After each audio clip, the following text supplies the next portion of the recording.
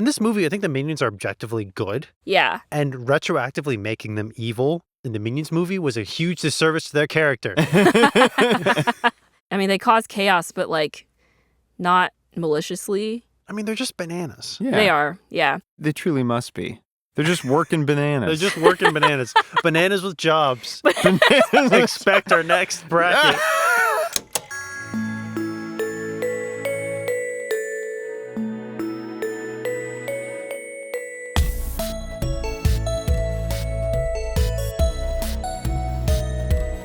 Minions! Tonight we steal the moon! Yay. I know that was planned, but it was funny. I saw you guys give each other a look to give me a half-hearted cheer. Meaningful.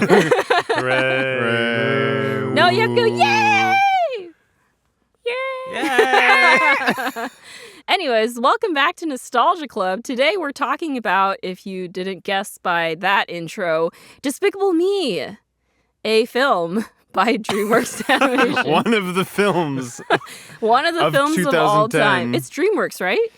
No, it's Universal and Illumination. Oh, right. I don't know why I thought it was DreamWorks. Well, it's because, Gru does the DreamWorks eyebrow. The DreamWorks it's because we smirk. talk about a lot of DreamWorks movies We do. on this podcast. And so I think I just had that on the brain. But yes, you're right. It's Universal and Illumination. And this movie came out... 2010. Yeah. I totally knew that. Same as How to Train Your Dragon, I think. Oh. Which Whoa. sort of, I think for a number of us, overshadowed Despicable Me. I don't know. They seem pretty similar in quality. Well, to be fair, Despicable Me has had quite the run over the years. It's a pretty I good movie. was looking at the Wikipedia and I didn't know there was a fourth one that came out 2 years ago in 2024. Apparently. Well, and they've had a number of Minions movies, I think. Yeah. So they had 3 main Despicable Me movies, and then a handful of Minions movies, and then they had like a Gru as a baby movie, or like Gru Kid. Yeah. Gru. Is that the fourth That one we're was- talking about? No. That's also part of the Minion series. Oh my god. There's so many more movies than I thought there were. So there's 4 Despicable Me movies and then 3 Minions movies. And one of the Minions movies is The Rise of Gru. There's 3 Minions movies? Yeah. Oh, sorry. The 3rd Minions movie comes out this year. There will be 3 Minions movies. Excellent. Yeah. Do you make Minions movies? When will you make Minions movies? I don't think I've watched the 3rd one, and I definitely didn't watch the 4th one. But the 4th one, he has a baby. So, I guess. Wow. It's kind of doing the Shrek thing a little bit. where Yeah, it's yeah. Like, here's a single male bachelor who enjoys being a nasty little guy, or a nasty big guy, I guess, in both their cases. And then through the joy of love and family, he leads a very normative life. Yeah. I was going to say he's just like Mr. Penderwick. I was thinking, because the second Despicable Me movie is about him, or the daughters, sort of try to, set him up with who they want to be their future mother. Mhm. They don't really, they're not really that active in it, but it reminded me a little bit of the second Penderwick's book. But maybe that's just a classic single dad with children trope. Well, I I think don't what is it? I think, is it played by Kristen Wiig, the character, Yeah. the love interest? Well, she also has red hair, just like Martin Penderwick's Wait, you're right. love interest. Despicable Me is the Penderwicks. No I'm kidding. I'm smelling a lawsuit. Why did we pick this? Well, this is the last episode of season 5. Right? Yes. Yeah. And we have a semi-tradition of picking a cursed animated movie to watch, except for season 2 when we read Percy Jackson, So season 1 was the B movie. the B movie. Season 2, you said, was Percy Jackson. Yes. Season 3 was that Shrek? No, I think that was the Squeakquel. Was that the Squeakquel? I think so. Infamous. Oh, season 4 was Madagascar. Oh, yeah. Okay. Yeah, that's right. Yeah, which doesn't feel that long ago. But that's So- because we had less of a break between 4 and 5. We did do Shrek, though, didn't we? Yeah, but Shrek was in the middle. Yeah. Shrek is not, not really cursed. a meme movie. Oh, it's got memes. It's got memes, It's but not cursed, though. Yeah. hmm So we chose Despicable Me, which is, I think, a pretty good movie, but there is a curse around it. It spawned something uncontrollable that Yeah. has infected specifically Victoria's life, which is another reason why we're going to be talking about this movie. Because Victoria has, more than the other two of us, suffered a haunting of minions. Throughout my adult life. My Oh, by favorite the way, YA book I'm Victoria. Oh, God. I'm joined by my two co-hosts as usual. Hi, I'm Jino. No! That's how you say And Michael in who's Minion. been replaced by Minion. No, So yes, Michael. Is that how you say my name is? No. no. I am? No. Me llamo Michael. In case anyone's confused, the Minions speak a combination of English, Spanish, and gibberish, Yes. which is how Victoria put it before we even started, because I was trying to puzzle out what comes out of those mouths, what are they saying, and why. Okay. I think the Minions in the first movie are kind of funny. They They're are. good. They're good. Can I pitch something? The Minions are much like the penguins of Madagascar, in which they are funnier in smaller doses. Yeah, exactly. That's what I was thinking too. Like in Despicable Me, they work well because they just kind of show up to do little antics. Or there's like fun Easter eggs, like as they're like doing big wide shots of like the lab or whatever. I also like how the Minions like take care of the kids too. Like that's Yeah. fun. But when they were given their own movie, I think that soured everyone's perception of the Minions. And now they're just really bright and annoying. Yeah. Yeah. Well, you just realize at that point, like, all right, this is for cash. This is to sell merch, I feel like. A part of me wonders if To the be fair- core... Oh, to be fair, I haven't seen the Minions movie. I've seen enough. Okay. Which is to say the trailers. All right. Yeah. We're all aware of the trope of the Facebook mom group posting Minion memes. I'm genuinely Oh, yeah. curious if the Minions' core audience demographic is children or mom. moms. Well, there's a necessary bit of crossover there because no kids are driving themselves to the movie theater. That's true. So you Gotta appeal a little bit to the parents too. Yeah. No, I like the Minions in this movie. Yeah. They're great. It's one of those just ideas that I think specifically someone who has worked in animation or is an animator has when it comes to like creating characters or plot devices, where it's like, yeah, a bunch of little guys that wear overalls and they're not really anything or anyone. They're just little animated guys. Yeah, they work for him, but they're also his kids. Yeah, like at the beginning, I never liked how explained. Yeah. he did show some like levels of parenting or like parental affection to the Minions, even though he's like technically their boss. And there's also like fun jokes like the Minions want raises and he's like, we don't have money for raises. I like how he says that as an offhand joke, but then later in the movie, it is confirmed that he does pay them something. Yeah. Because they have cash. Yeah. Which they do presumably go out into the world and spend on goods and services, which raises, I guess, not that many questions. This world is insane. They just don't explain anything about the Minions or what they are or what they do. They're just little guys that work for Gru.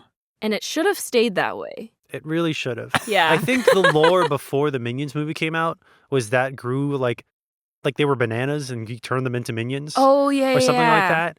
And then the Oh. Minions movie came out and was like, no, they've always existed. And they were stuck in Antarctica during World War II. And those are the two only facts you need to know about the Minions. I remember that. Yeah. So vibes? I want to hear your guys' vibes first. I mean, it sure is Despicable Me. You got Pharrell Williams or whatever doing the I'm having a bad day, something going my way. Pharrell Williams. It really does set the tone for the movie, though. It's great. And I then kinda liked when it. he hits it with the, ooh, Despicable Me, and you're like, I love it. Yeah. I'm here. No, it really does help Gru seem cooler than he should be. Mm. It helps introduce the character because you're like, oh, this is like a kind of a cool, like suave villain. It's like But he's Steve Carell.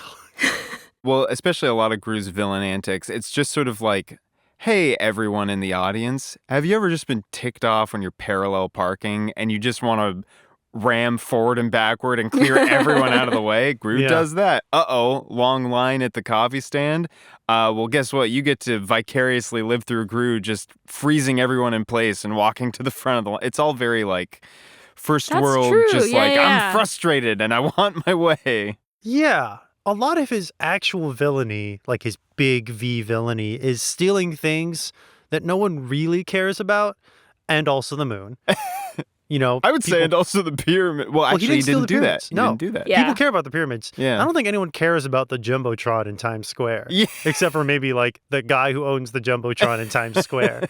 Yeah, and the people who have to like install it, like it was probably annoying for them, but you know. Yeah. But like, it's funny, so It's funny. Yeah. But you're right. His actual, like his day-to-day villainy is mostly just, I wish I could do that. Haha. Mm. I'm upset at this carnival stand that's clearly a scam. I wish I could just Yeah. obliterate it and take the prize. That is one of my favorite moments in the movie. Is Gru a power fantasy? I think in a way, Oh, yeah. Is he I like an think so. aspirational power fantasy of like, I label myself as a villain so I can do whatever I want without any social consequences? It's kind of like when you're playing Grand Theft Auto. I actually haven't played Grand Theft Auto, but like I understand the appeal of Grand Theft Auto. Yeah, the appeal of like, I can just do whatever the heck I want. Yeah. I can just go around the city, steal a car, wow, wham, wham, blam, kazam, blammo, and there's no consequence. You're just Brilliant. like, you're just like getting all this like impulse and frustration. It's, you know, the vicarious feeling of like, do what I want, no consequences without, you know, actually having to ruin your life and everyone else's. Mm-hmm. So I think that's like the fun of Gru. Mm-hmm. Yeah. Meanwhile, Vector's over here doing what every British emperor has dreamed about. British monarch, I should say. What Napoleon might have loved. Instead of just occupying Egypt and causing a lot of problems. Yeah. I guess my vibes, my husband loves this movie. It's one of his favorite movies. It's just like a very like nostalgic, like kind of cozy movie for him. For me, this is a movie that like as a kid I liked, and then the Minions reputation grew and I like hated it sort of like tangentially, but like as an adult I can recognize that it's a very good movie. It's not like mind-blowing. It doesn't do anything exceptionally different than another movie about similar subject matter would be, but it's a very pleasant movie. Yeah. And it's funny, and it's not like overly slapstick, and it's clever at times, and Steve Carell, and you know, and it's fine. But it created a monster. Wait, Michael, did you watch this as a kid? Mhm. Do you remember like your initial thoughts? You know what? When I watched this, I think I watched it at home. It was like a pay-per-view kind of thing with the family. I don't think we went to theaters for it. That's valid, yeah. My initial thoughts were nice. Like, Yeah. good movie. I liked the music. I thought the music was fun. I liked, you know, the excessive hyperbolic comedy in character designs and actions.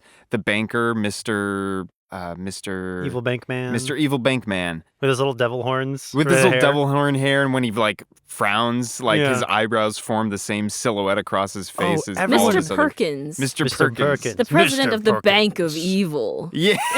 And he can like hold an apple in his hand and then crush it. Yeah. And then later in the movie, just hold it up again and then crush it again. And it's As just a metaphor for how Gru is going to be crushed. Yeah.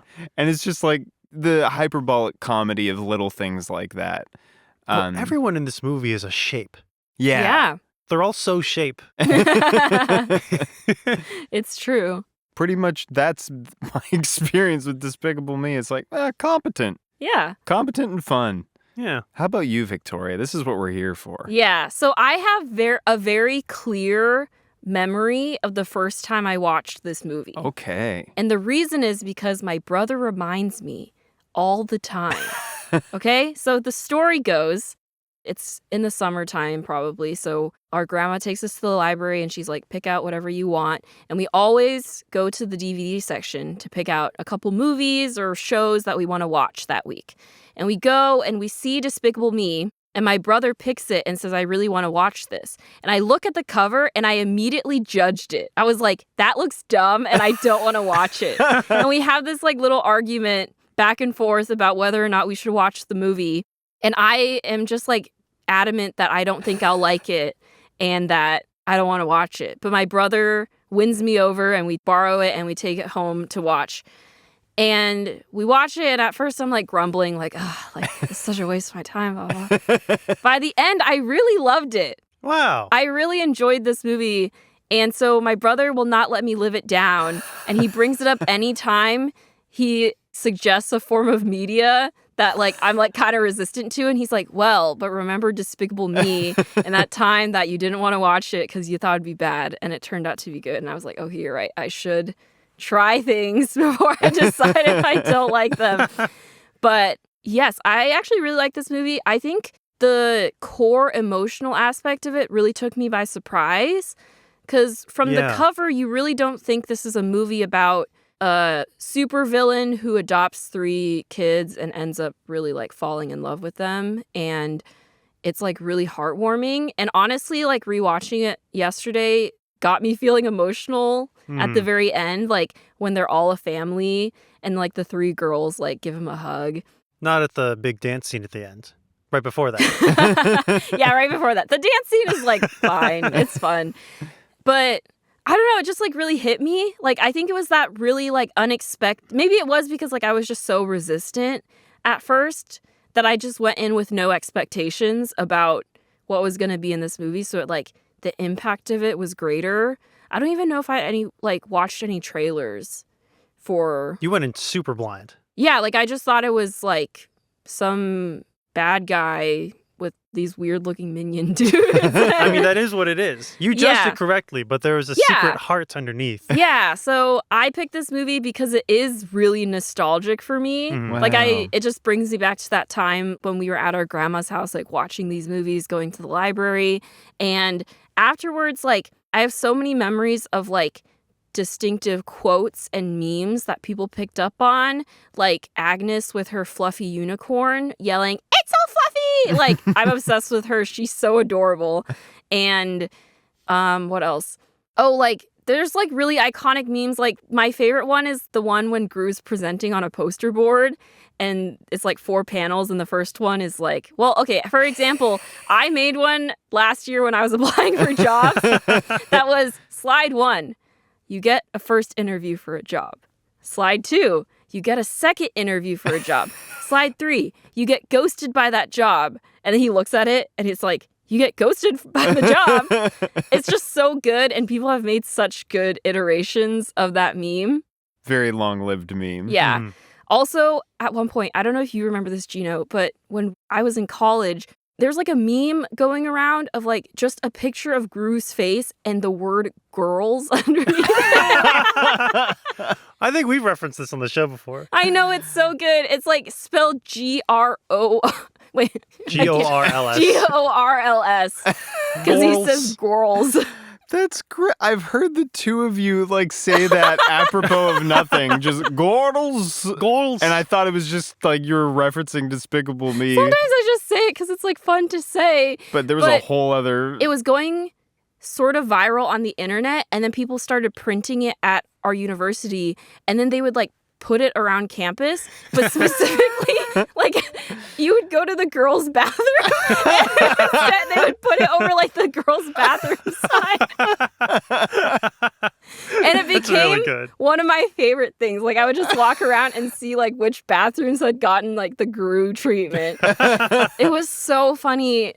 I don't know. I just loved it. Like I know that like Minions sort of like took over the subconscious of like everyone's like knowledge of Despicable Me, especially because they are really attention grabbing. But for me, it's like all those specifically like Gru memes that just stuck around and still honestly really hit today. Like they're just so funny. A lot of people also cosplay Vector.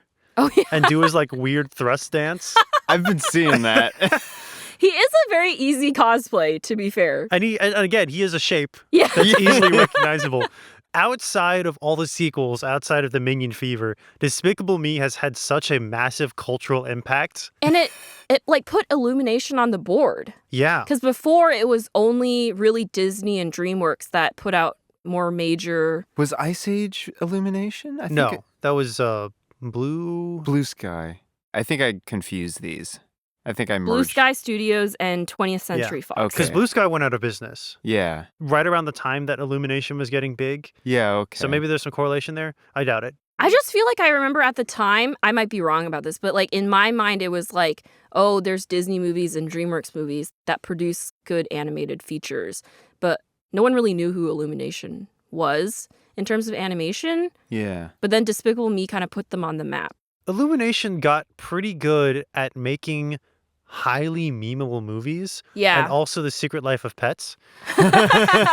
Without Despicable Me, we never would have gotten Masterpiece, The Secret Life of Pets, a movie which I've never seen. Didn't they make like a few of those? They made The Lorax. They made the. Oh, yeah, they made the Lorax. Wow, that's Which another changed juggernaut. lives. Yeah. The Onceler. The Oh my Onceler. gosh. The Onceler fandom, which, as far as I know, is still going strong. Should we do The Lorax someday? I've never seen it, but I I've have never seen it either. I've been called the Onceler as a insult on Minecraft servers. Because I'll join the server and the first thing I do is make a villager complex where they can work for me and I provide them housing and that's it. And Maybe and you are people- the Onceler. And people go, "What are you doing, Onceler?" And I go, "What do you mean? I'm That's playing the really game." funny. How bad can I be? I put all the people in boxes. That's how bad. I was gonna try to rhyme it, but I'm not that smart. Well, we've got Minions on the brain, which will Yeah. absolutely annihilate any potential for Mm-hmm. complex thought. One last story I have before we get into the plot. Recently, Minions have returned to the news. I don't know if you guys have heard, but there's a Spanish figure skater who's at the Olympics who did a whole routine based on the Minions.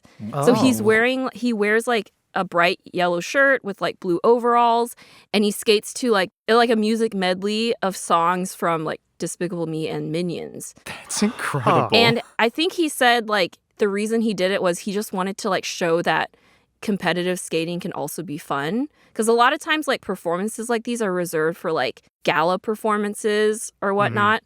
But he was like, I want to do like my short program set to Minions music. But he's been performing this program like all season, and a week before the Olympics, Universal was like, oh no, actually that music isn't cleared. Oh. And so he posted like, hey guys, I'm really sorry. I really hoped that I would be able to perform this at the Olympics, but unfortunately, he thought the music was cleared because there's like a system that figure skaters use to clear their music, but it turns out like Universal might have like a slightly different system, and it kind of slipped under the radar before, but now that he's going to the Olympics, they're like, no, actually, like, it's not okay. So everyone's like really bummed because, you know, like, first of all, it's a lot of work to like choreograph and like practice everything like with the music that you've chosen for your program, especially like competitively. So then like him having to like switch his program last minute would really suck. But because so many people voiced their support for him online and it became such a big story, Universal decided to reconsider. Okay. They were like, we'll actually talk to you about licensing. I mean, of course they should. Yeah. Like, what a PR nightmare. Yeah. To take this thing, which is objectively like some of the best Minions advertising you could possibly get on the world stage at the Yeah. Olympics and go, no. Me, Mr. Universal, taking that away from you. Yeah. And so he got everything cleared. Hey! So he's performing it. Hooray! That's great. That's wonderful. Yeah. And with that, Michael, take it away with an incredibly descriptive 4-hour Minions plot summary. Oh, I had a premonition that I was going to have to do this. I woke up sweating in the middle of the night like, plot summary. Banana. Okay, please fill in details as I forget them. Yes, we will. So we start with a dance sequence. No, I'm kidding. We're like, what movie did you watch? No, we begin basically in Egypt with a group of tourists getting off a bus because they're going to go see the pyramids. Ain't that fun?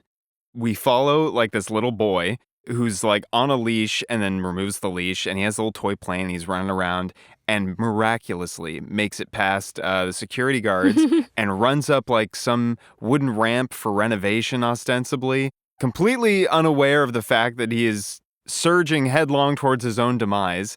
It's, you know, this wooden ramp like elevated way above the pyramid, and his parents are like, "Oh my gosh!" The Well, police, just his mom, because his dad is not really paying attention. yeah, his dad's checked out.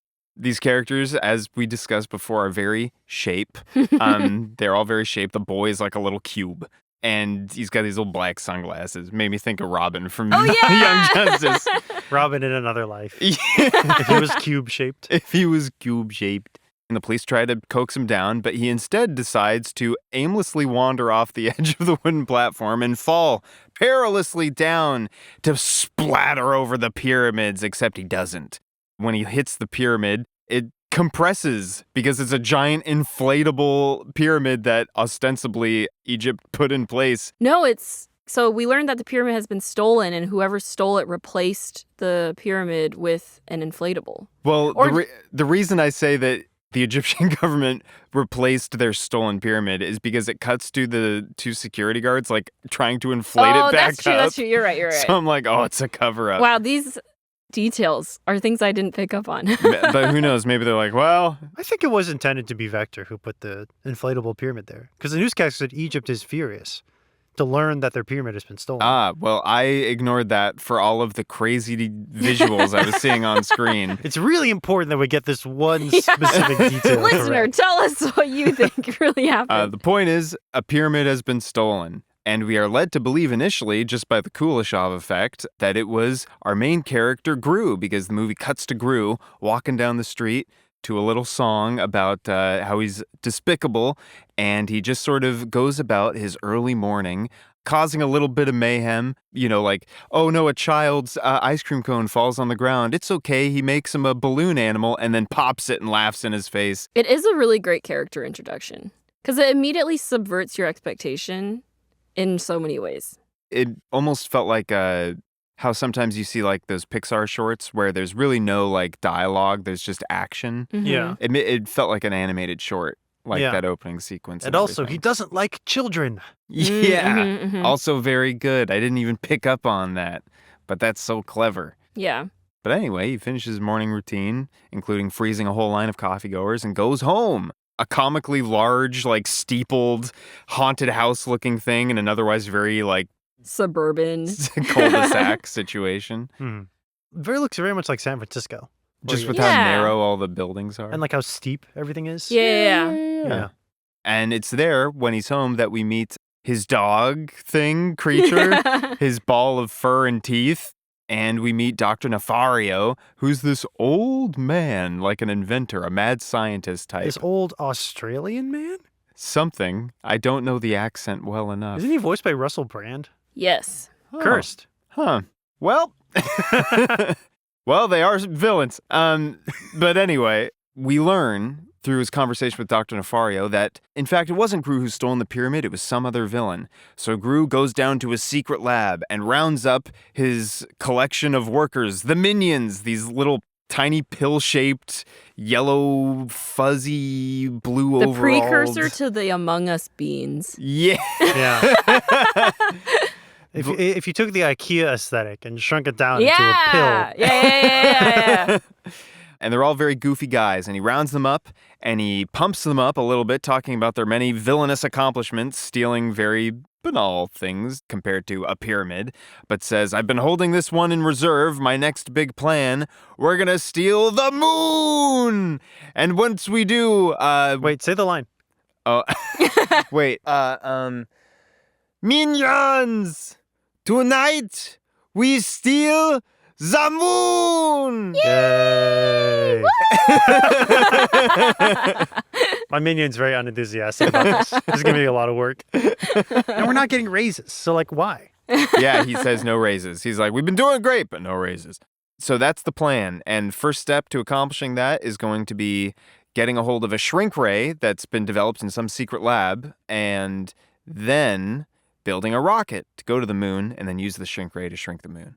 First step to accomplish that is to go to the bank and get a loan. It costs a lot of money. Yes. Yeah. The evil bank, which is hidden behind like a normal bank, where he meets the like lead bank guy, the lead bank person, Mr. Perkins. I think it's Will Arnett. Yes, it is. Yeah, it's Will Arnett doing like a meaner version of his Batman from the Lego movie. But he's very upset with Gru because Gru is sort of old news. He's like, we got younger villains and none of our investments with you have really paid off. So, get the shrink ray first and then we'll talk about your loan. In the lobby, Gru meets this other villain. No real reason for his introduction. He's just this guy. Yeah, another shape. He's another guy who's waiting for an appointment. So it's like, okay, he's also here to get a loan. I guess so. Yeah, and he's wearing this bright orange tracksuit. Yes, And he has wears this bowl cut. glasses. Yeah. And his name's Vector. And He's got a mild aquatic theme to him. Yeah. A lot Piranha of gun, his... squid gun, giant shark. Yeah. He's an inventor. So he like invents all these like gadgets and stuff. Mm-hmm.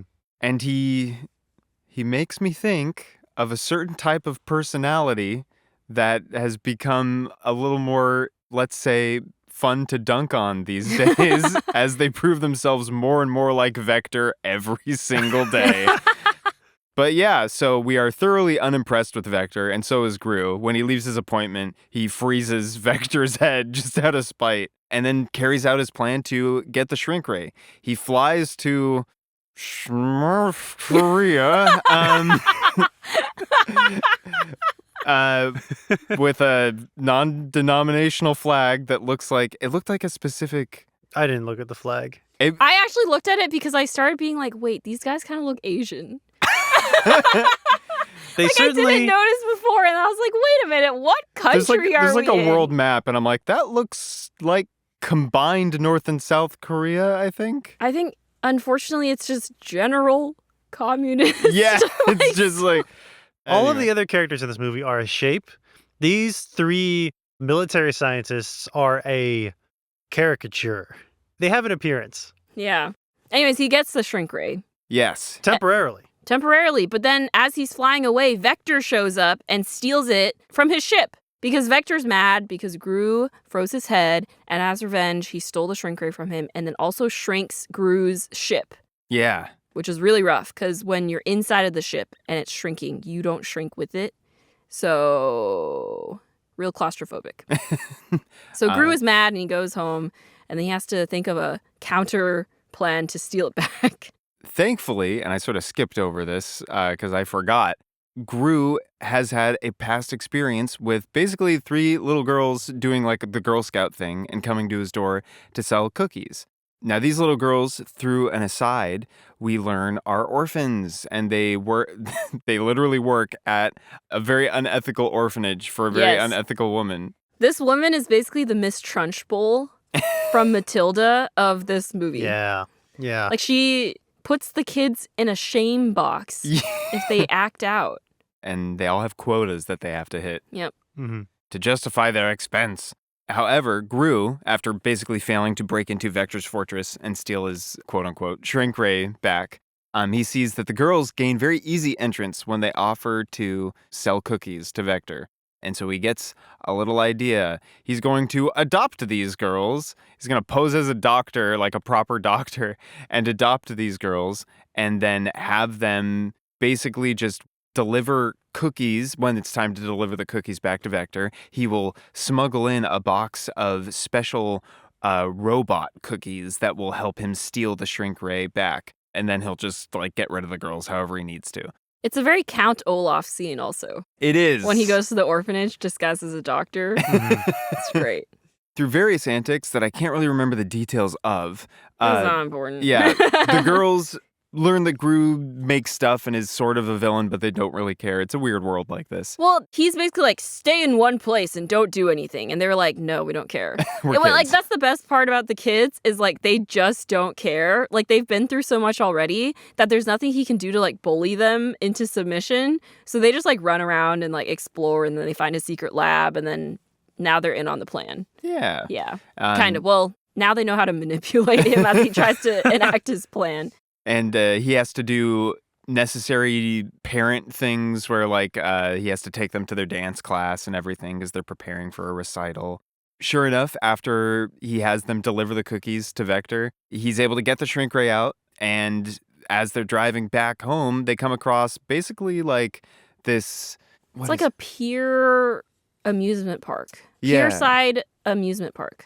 Yeah, isn't there kind of like a Coney Island sort of deal? deal? Yeah. It's like In the movie, it's like Happy Funland or something. Yeah. I think it's another reason why it's probably like San Francisco or like some kind of coastal town, because they just are like driving along the coastline and then they see like the Ferris wheel and all these like roller coasters and they're like, let's go. It's kind of like a small Six Flags. Small Six Flags. Yeah. Yeah. 2 flags. And they're like, please, please, please, like, we'll never ask for anything again. And he gets this vision in his head, as he sometimes does, of like, oh, I'll just stick them on a roller coaster and send them off, and I'll be free of them. Yeah. Easy peasy. But sure enough, he can't do that. Parental guidance is needed. And he begrudgingly, but eventually, quite happily, spends the day with them at the amusement park. There's one of your favorite scenes, I think you said, Victoria. Yeah, so the youngest, Agnes, really wants this unicorn. That's like a prize at one of those like booths where you play a game. But they're clearly rigged. Like everyone knows they're rigged.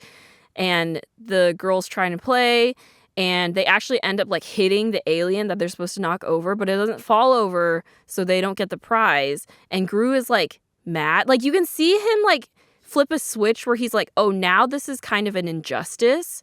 Not even because it's like my adopted daughter who I'm trying to get rid of. But, like, it just is unfair, and so I'm going to fix it by blowing up the stand. By doing a villainous thing. Yeah. A thing we all wish we could do. Yes. Yeah. So he takes out, like, a giant, like, fire launcher gun and, like, hits the alien. He's like, it's knocked over. And the employee's like, oh, just take it.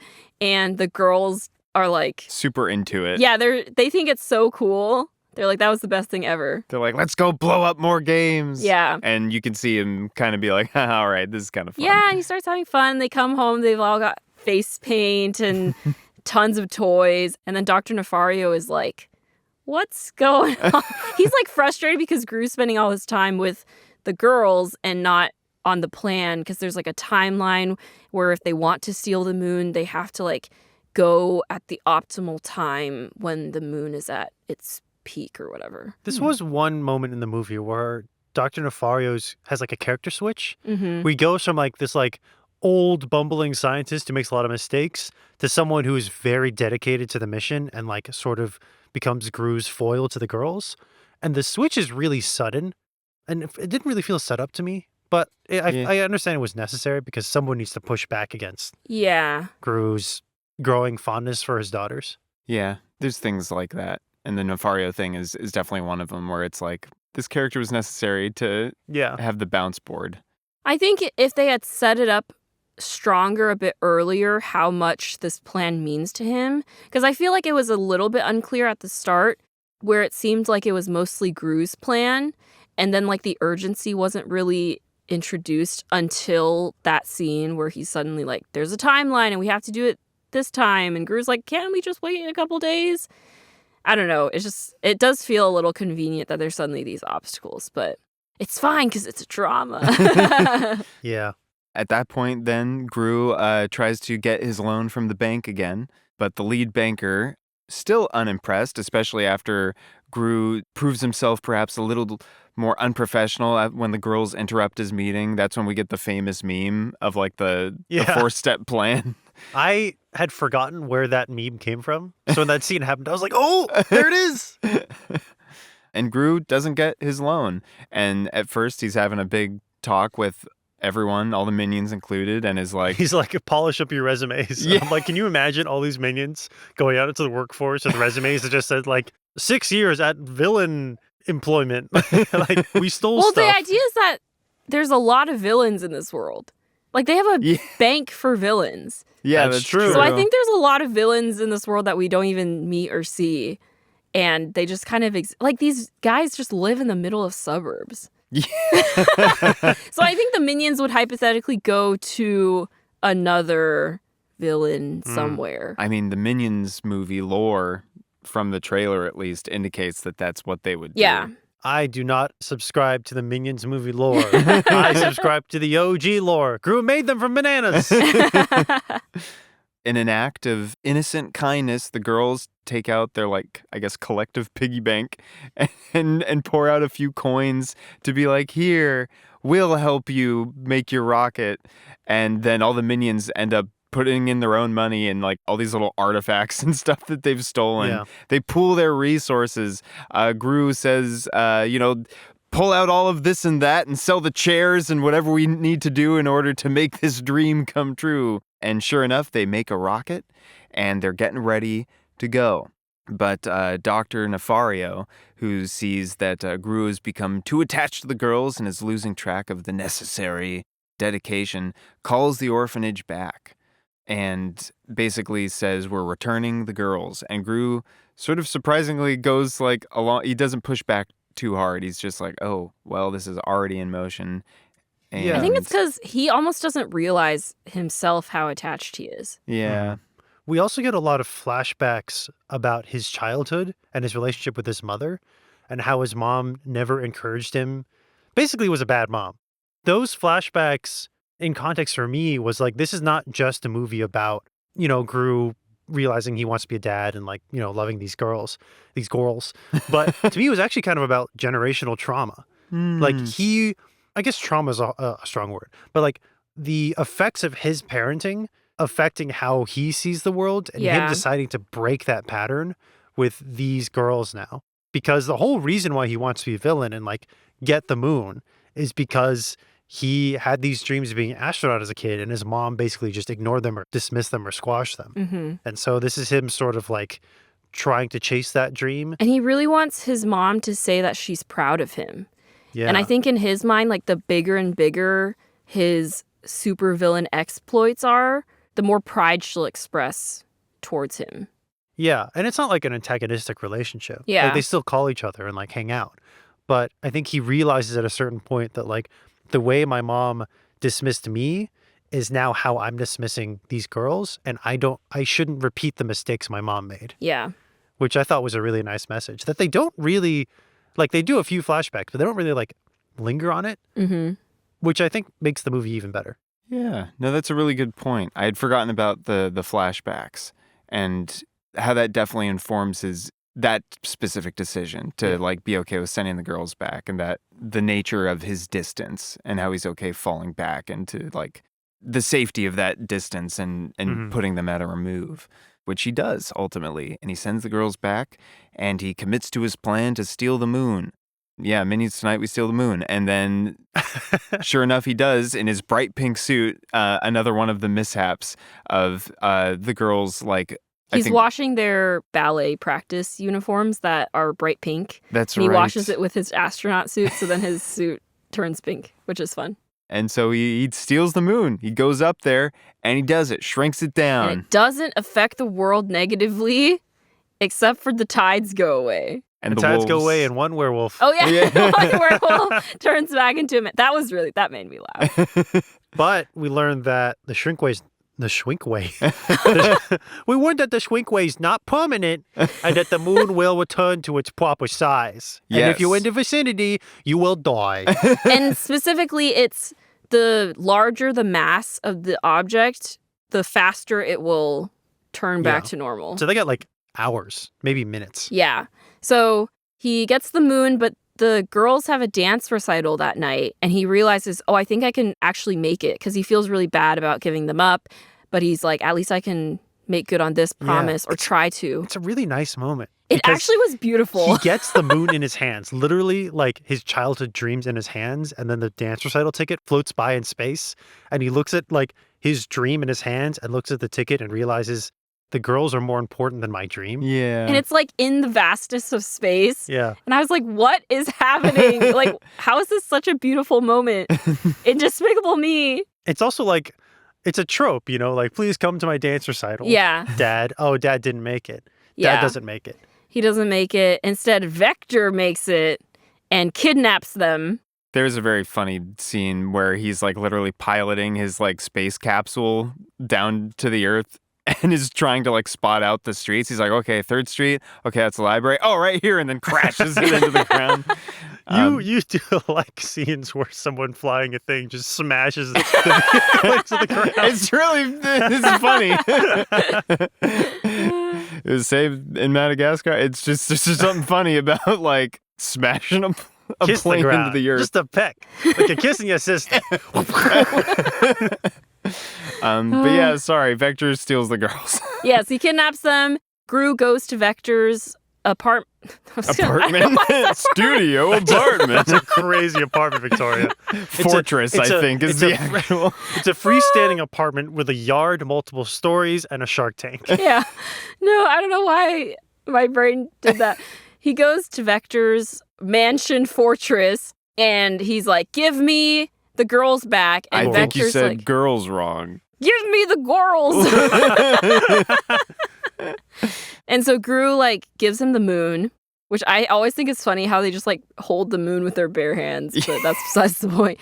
He gives Vector the moon and Vector's like, you thought I was actually going to give the girls back to you? No, I'm going to keep them for a bit. Which is like, dude, Yeah. creepy. Yeah. What are you doing? He like puts them in a bubble, like a guinea pig bubble almost. Yeah, it's like, I guess it's glass, isn't it? Yeah, like a big it is glass a glass bubble. And so Gru does his very best to get in. Vector sends missiles towards him, and then there's like a cool sequence of like Gru like jumps over the missiles, and then they hit the front entrance instead. And he actually like does a pretty good job of almost getting in, but then Vector has an escape mechanism, so he just takes the top of his fortress and flies away. He also does have the pyramid in his yard. He's Yeah. like, Oh, yeah. painted it to look like the sky. I didn't notice that the first couple times it was seen there. Wow, and then it about worked. like 70% through the movie, I was like, wait a minute, is that the pyramid? Wait, is it actually in? Because I've never noticed it. Are you I kidding only me? notice it like when he's flying. It's there the whole movie. Oh my gosh, I need to go back and That's watch it. so funny. Oh my gosh, worked that's on so us. funny. It works. He got us. Okay, I'm gonna go back and We look got at those zagged scenes. on. That is really funny. I'm glad they added that detail. It's there the whole time. Incredible. Wow, I'm very unobservant. Anyways, so Gru, he like hangs on to the spaceship for as long as he can, but then Dr. Nefario shows up with Gru's spaceship, and Gru's like, wait, how's this big again? And Dr. Nefario tells him, like, okay, the moon is gonna turn big. And as he says that, the moon starts becoming big again. And then it becomes a whole problem. They have to like rescue the girls before the moon like crushes them. There's like many sequences of Vector getting crushed by the moon, which is very satisfying. That man has no bones. I know. He's like all just like Rubber. flesh. I don't know. I'd say about 80% of his performance is him loudly yelling, "Oh yeah!" And then 20% of him is him going, "Ah!" as he's crushed by objects. There's Or there's a zapped. really clear ouch. Yeah. It's kind of great. It's great. Then they like rescue the girls. There's like a really great sequence I wanted to highlight, which is like the door to Vector's ship opens and Gru's like, you guys have to jump. And Edith and Agnes, who are the second and youngest sisters, they jump first. But Margot, who's the oldest, voiced by Miranda Cosgrove, coincidentally. Also reminded me a lot of you, Victoria. It's sort of like, She wears glasses. She's an oldest daughter. no, so she always wants to do like the proper thing, but she's also kind of snarky. I think the character is also like, because we just watched School of Rock. It's kind of summer adjacent a little bit. Oh, Also, yeah. another reason she reminded me of you is because she dresses like a grandma. They have old lady names. They do have old lady names. I'm sorry. No. I think as a kid, Margot was my favorite character because I obviously saw a lot of myself in Margot. Rewatching it now, Agnes is my favorite character because she's adorable. And who could say no to that face? Anyway, so Margot is unwilling to jump. And at first you're kind of like, oh, obviously it's scary to jump. But it's literally metaphorical for her being unwilling or her hesitating to accept Gru as her father because he already gave them up once. She's very protective of her younger sisters. She's the oldest, so you can just assume like everything that they've gone through as a family, she's borne the brunt of it. And so it's a great moment where she's just like, okay, I'm going to trust you. And then she jumps and she doesn't quite make it. But then all the minions like form like a chain and saves them. Wild pitch. I don't think the minions are evil. No. In this movie, I think the minions just do whatever they're told to do. Yeah, in this movie, I think the minions are objectively good. Yeah. And retroactively making them evil in the Minions movie was a huge disservice to their character. They are very sweet. Like, Yeah. they, like I said, like, I really love the moments where they're just, like, hanging out with the girls. And, I mean, they cause chaos, but, like, not maliciously. I mean, they're just bananas. Yeah. They are. Yeah. They truly must be. They're just working bananas. They're just working bananas. Bananas with jobs. bananas. Expect our next bracket. Bananas with jobs. Oh, man. Has But then anyone the ever bracket done... is just like all the minions. So it's like Kevin. Oh, there's got to be other banana characters. Has anyone ever done a Minions ranking? Oh, my Oh, God. No, the banana guards from Adventure Time. Oh, Another yeah. banana with a job. Yeah. And So that's two. two. So we got You two. can do a bracket. Bananas with jobs. Wow, bananas with jobs. I think the minions are objectively better at their jobs. Ooh, Yeah. okay. And the bracket is completed. Thank you for listening to Nostalgia Club. Sorry. Oh my gosh. Anyway, so the girls are saved. Vector Is on the moon. is on the moon because the moon returns to full size just as the spaceship gets into the sky. So the moon is back in space, but like abnormally close to the Earth, kind of. Yeah, it's pretty big in Don't there. think about it. And It's Vector's on the moon. it's just I literally atmospheric thought lensing. Vector died. I was like, Vector, how did he not die? But like you said, he's like, he has no bones. He's not human. Oh, another thing we didn't, just a small detail. Oh, yeah. Vector is the bank president's son. Oh, yeah. Gru's never getting another loan Yeah. in his life. So then everyone is like, woo, like a hero has returned the moon back to its original place. And so Gru gets to sort of renounce his life as a villain and become a dad. Yay! Ah, Yay. yes. Someone stole the moon, but I returned it on purpose. And then he reads them a bedtime story that he wrote himself, autobiographical, about how he discovered the love of being a parent. It's very sweet. And puts it them makes all me to bed. cry. It genuinely made me tear up. Like, I didn't expect to actually have tears. And I was like, wow, this is really touching. Yeah. I think it's nice. like the fact that he took the time to like make a book just like is great. And it's like it refers back to like the first picture book that he read to them and everything. It's so sweet. Also, that first picture book with the 3 cat puppets, that's brilliant. That one That's was so great. good. What a genius concept for a kid's book. Yeah. When you were younger, did you ever get picture books that had like little finger puppets and stuff? I think so, but they I weren't think- that good. Yeah, I think I had a couple, but none that like were super standout that was like, oh, this was like my favorite or whatnot. Like the little pop-out comb to brush your Yeah. puppet cats. Yeah, that one is cute. Insane. Maybe put it on a string so it's not a choking hazard. That's true. Yeah. And then you can bend down your fingers to make them drink the milk. Yeah, That was adorable. cute, I was yeah. like, oh. And then they dance. They And have a then they dance dance. party. And then they dance, dance. Yeah. Yep. Victoria, Gino's gonna make me tell this story. your Yeah. minions lore, My minions please. lore. Well, this is this is what we've This been is a building great up non to. sequitur.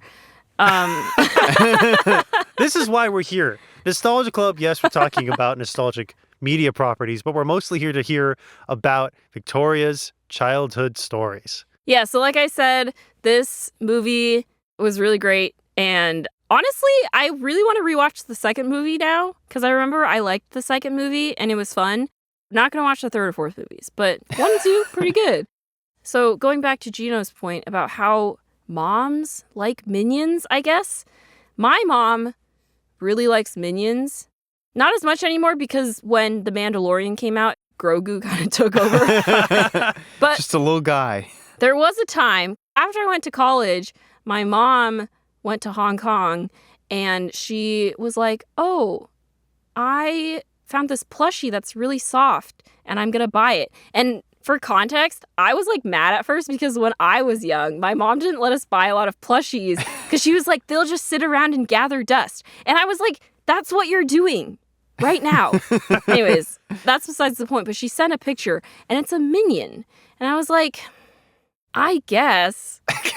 You can only get those at Hong Kong. Yeah, and They don't sell them anywhere she was like, else. it's really soft and it's, you know, like she thought it was cute. And I was like, you know what, Mom, like whatever makes you happy, I will support it. So she buys it, she brings it home. And then you know what she does? She sends me a picture of the Minion like on my bed. Like that's where she decided to put it. And she was like, I don't remember exactly what she said, but it basically was like, it's like taking your place or like it's like It's like you're still here. Yeah. This minion reminds me so much of you, Victoria. This pill-shaped yellow banana creature. Yeah. And so I told my friends at college about this story, and they thought it was hilarious because, of course, it is a funny story. And so ever since then, they will jokingly buy me Minions things. Not like expensive things. No one's spending like a lot of money to buy me Minions things, thankfully. But that would be so funny. And you're like, and on that note, you're like, well, Victoria, we wrapped your car in a Minion-themed metallic cover. oh my gosh. So, for example, one year my friend was like, I got you a gift, but you have to promise that you'll put it in the living room.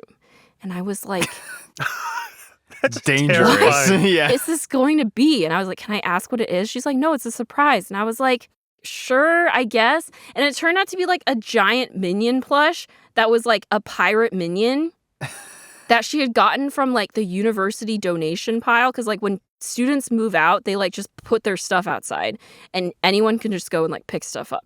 There's a story behind this Minion plush. And the Minion plush had writing on it that she tried to erase.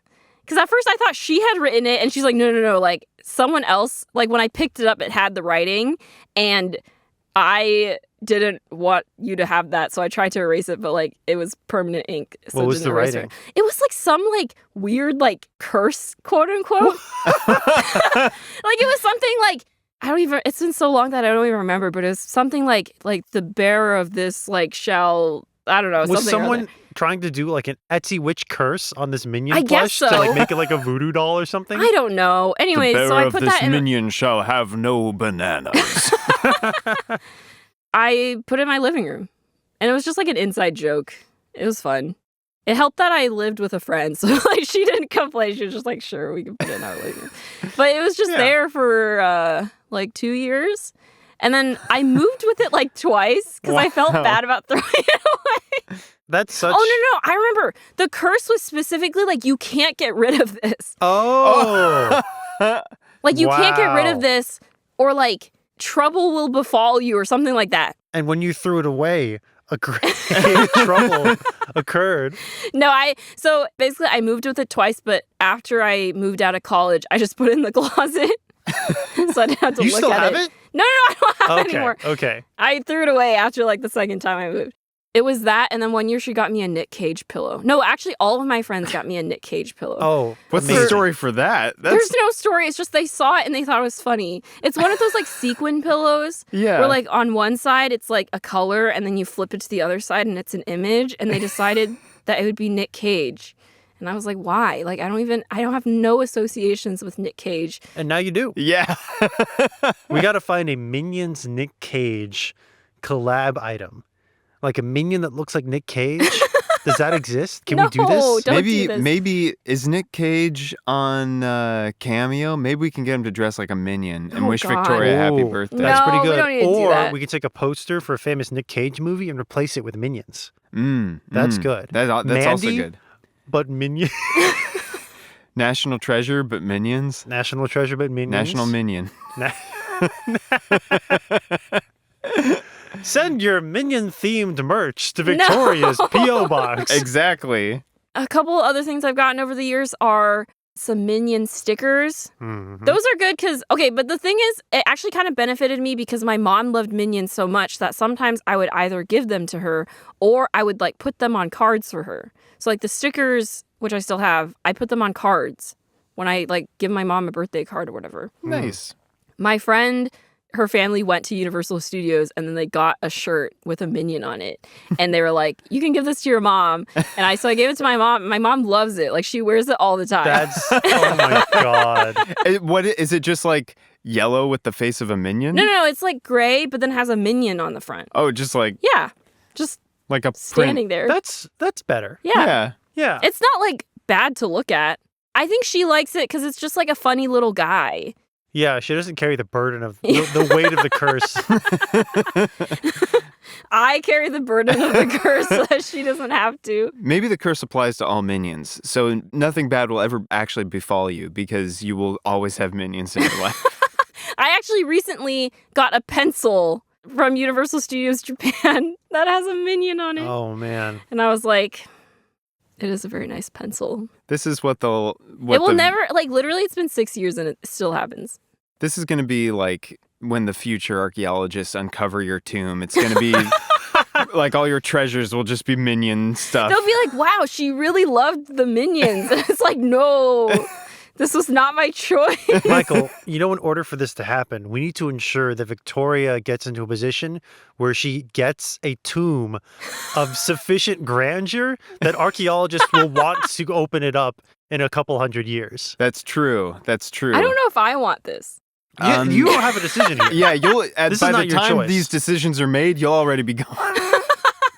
And then we'll be interring you in something This big is and like- granite and impressive with a giant Minion Oh, God. relief on the front. Oh, People will no. say, in 1,000 years, people will say this must have had some religious context. Yeah. Because that's what archaeologists do when they find something they don't know what it is. They Yeah. say, for ritual purposes. Yes. Or they know exactly what it is, but they don't want to write that on their sheet. And so they'll be like, oh, this must have been some kind of god. But then they'll go in the tomb and they'll find you. And they're like, oh, a priestess of their god. Yeah, precisely. Yeah, she must have spoken for this Deity. Minion. Yeah. Minion. Minion, avatar of Gorls. Bunch of freaking like umlauts and whatnot over the letter. Over every letter, there's an Minion. I hope not. That would be really terrible. Archaeologists, please don't do. Dear future See, here's the problem archaeologists. is, I really wanted us to talk about Despicable Me, but then I was like, I should tell this story because it's really funny. But now it's immortalized on the internet, and the joke had started to die out a little bit, but now I will never escape. Well, this is one of the reasons I really, really wanted you to tell this story is because when, you become like big enough or whatever and you're doing voice acting and you're at conventions, people will just absolutely shower you in Minion merch now. Yeah, hire Victoria no. for your voice acting job. So, in a few years, when Victoria does her first convention, we can all show up in our Minion shirts and make her say, Minions! Tonight we steal the moon! yeah! Okay, wait, actually, That's I how would we really should love go that. out. No, but we have to do our outro. Oh, yeah. Hey, thanks for listening. Thanks for listening to Nostalgia Club. If you want to send us Minion-themed emails, you can do so at nostalgicalpodcast@gmail.com or send us your favorite Minion memes at nostalgicalpodcast on Instagram. You can donate bananas to us on Ko-fi. And if you want to listen to something that doesn't have any Minions in it, we have a show called Ghost Inspectors under MouseKnight Studios. Hey, we love reading your comments about Minions and your emails with very descriptive and detailed Minion fan works. So keep those coming. Hey, leave us a rating too so we can afford more Minion merch for Victoria. Has the joke gone on far enough? Yes. Should I stop? Thank you for listening to Season 5 of Nostalgia Club. What a season. Oh, wow. Yeah. It's our last episode. Yeah. We will be back in an amount of time. Are we with a doing a recap. roundup? Where we will Yeah, do we'll a do a recap. recap. We'll be back for a recap, but we usually take a little bit of a break before we do the recap. And then we'll be back with Season 6, which is Yes. crazy. Can't believe we're on Season 6 of this show. Yeah, we almost have the same number of seasons as they do Despicable Me Minions movies. Wow. Oh. And I don't think we'll ever catch up. They're going to keep churning They're them out. At this rate, yeah. There's only 3 of us, but they've got whole teams making the Minions movies. Yeah. They've got armies of Minions. Yeah, at least a dozen people working on those. Right? Yeah. Too many? One person. The Illumination Studios, and you walk in, and it's one exhausted employee being like, I have to make 3 more Minions movies. Rough. A terrible existence. Well, in the meantime, while you wait for Season 6 of Nostalgia Club, listen to our old episodes, email us with your suggestions, watch Despicable Me. We're not sponsored, but this is something you can do. Yeah. With your free will. And tell us your thoughts. And until next time, we can't do it 3 times. We've already done it 3 times. We can do it 4 times. Oh my God. Well, someone else has to do it then. Gino, you have to do it because you haven't done it. all right. You don't strain your voice though. I mean, this is the last thing I can strain my voice now. Okay. I don't need it today. Ready? Minions! Tonight we steal the moon. Yeah. Gorls! Tonight we steal The memes! Hey, woo!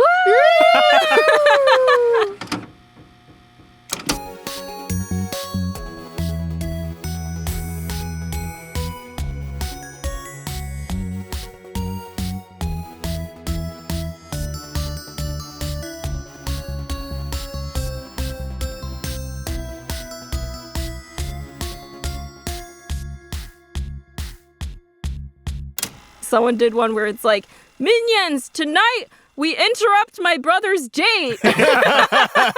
Which I think is great. We should keep this trend going. I think it's really fun. It's one of my favorite We should keep trends. gathering large numbers of people, putting them in blue overalls, and then assaulting No, public actually, someone did it once places. when they're on a roller coaster. It's like a slow part where like the roller coaster is like first starting and you pass by like the people still waiting below and they called out, Minions, tonight we steal the moon, and everyone was like, woo! I thought it was fun. Like anytime there's just like a large crowd and you shout down to them, I think it'd be fun. Maybe I'll do it one of these days. You should. If someone You should. donates $5, I'm kidding. You can do it at your panel when everyone brings you that Minion merch that we anticipate. No, I totally would do that. Yeah. For real. Yeah. I'm manifesting this right now. Thanks. Beedo, beedo, beedo, beedo.